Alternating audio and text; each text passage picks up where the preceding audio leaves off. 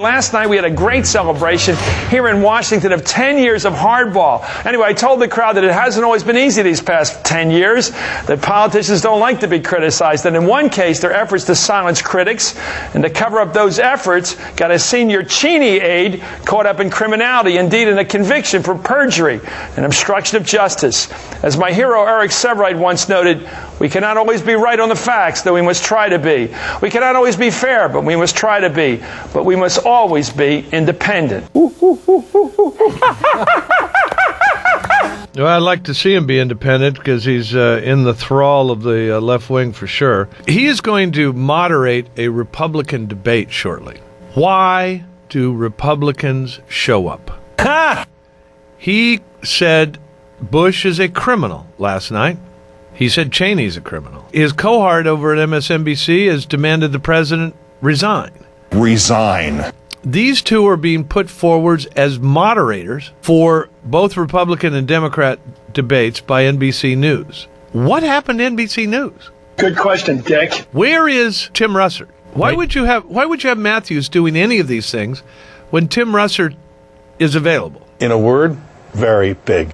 He's writing some boring book. Hey, buddy, let's hat tip. Don't forget our hat tip.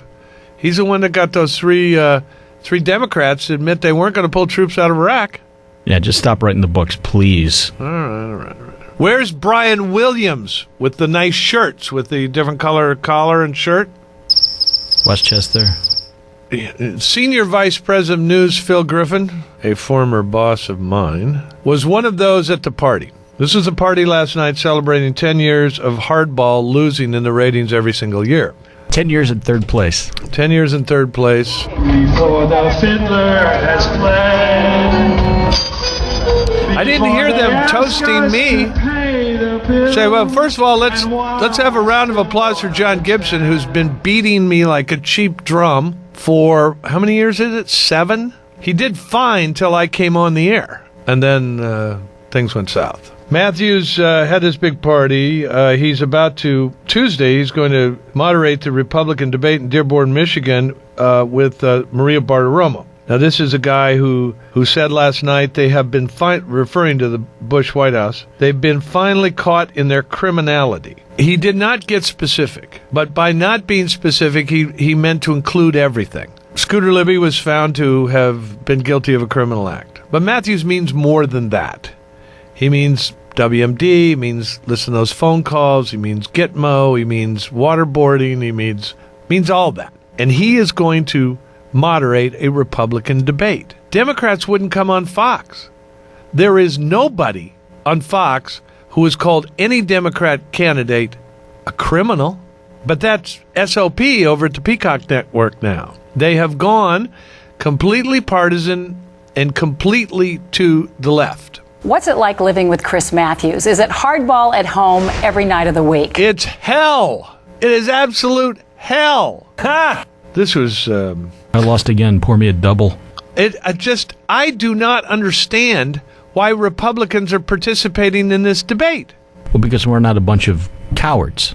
No, but I mean, there's just no point in saying, look, we will go and stand before the very people who demanded Democrats not appear on Fox and appear, on their networks, talking to their partisan hacks who are moderating the debate. What is Matthews going to do? Say, Fred Thompson, what are you going to do about Bush's criminal behavior while in the White House? Are you going to prosecute him? Rudy Giuliani, the president has engaged in criminal activity. Will you turn the Justice Department loose on him? I mean, it's shocking. And standing there in the room, not only Phil Griffin, NBC News senior vice president, Meet the Press host Tim Russert, he sat there and listened to that. Today Show executive producer Jim Bell, NBC News special events executive producer Phil Lalonde, I know all these guys. Meet the Press executive producer Betsy Fisher, I don't know her. NBC chief foreign affairs correspondent Andrea Mitchell and her husband Alan Greenspan. MSNBC vice president Tammy Haddad. Hardball's Robin to Countdown's Batman, David Schuster was there. And vice president and chief wuss over at MSNBC, Bill Wolf. He's the one I complained to about Bathtub Boy once. And he wouldn't return my calls, instead sent Bathtub Boy the messages.